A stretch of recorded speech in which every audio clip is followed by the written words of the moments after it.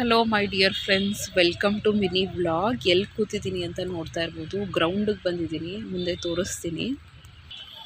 ನಿಮಗೆ ವಾಕಿಂಗ್ ಮಾಡಬೇಕು, ಎಕ್ಸಸೈಸ್ ಮಾಡಬೇಕು ಅಂದರೆ ಬೆಸ್ಟು ಅಂದರೆ ಗ್ರೌಂಡು, ಪಾರ್ಕು ಇಂಥ ಜಾಗದಲ್ಲಿ ಹೋಗ್ಬಿಟ್ರಂತೂ ಎಷ್ಟು ಜನ ವಾಕಿಂಗು, ರನ್ನಿಂಗ್, ಜಾಗಿಂಗು, ಎಕ್ಸಸೈಸಸ್ಸು, ಯೋಗ ಎಲ್ಲ ಮಾಡ್ತಿರ್ತಾರೆ. ಅದ್ರ ನೋಡಿನೇ ನಮಗೆ ಮಾಡಬೇಕು ಅಂತ ಅನಿಸುತ್ತೆ.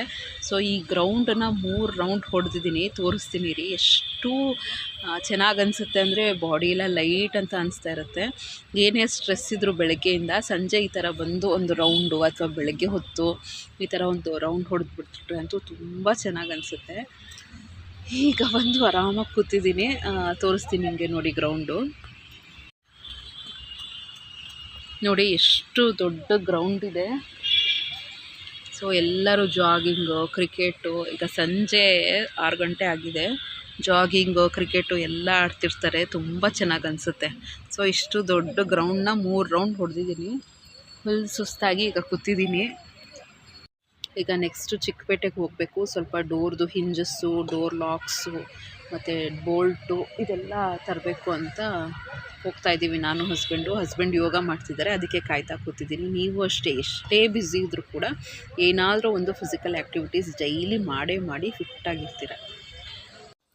ಹಸ್ಬೆಂಡ್ ಯೋಗ ಮಾಡ್ತಿದ್ರಲ್ಲ, ಕೂತ್ಕೊಂಡು ಏನು ಮಾಡೋದು ಅಂತ ವಾಕಿಂಗ್ ಮಾಡ್ತಾಯಿದ್ದೆ.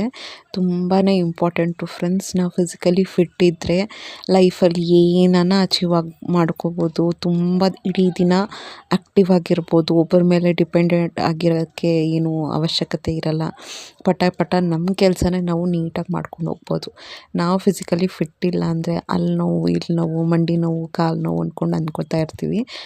ಆದಷ್ಟು ಒಂದು ದಿನಕ್ಕೆ ಏನಿಲ್ಲ ಅಂದ್ರೂ ಅರ್ಧ ಗಂಟೆ ನೀವು ತೆಗಿಲೇಬೇಕು ನಿಮ್ಮ ಫಿಸಿಕಲ್ ಆ್ಯಕ್ಟಿವಿಟೀಸ್ಗೆ. ನಿಮ್ಗೆ ಯಾವುದು ಆಗಲ್ಲ ಅಂದರೆ ವಾಕಿಂಗಿಂದ ಸ್ಟಾರ್ಟ್ ಮಾಡಿ.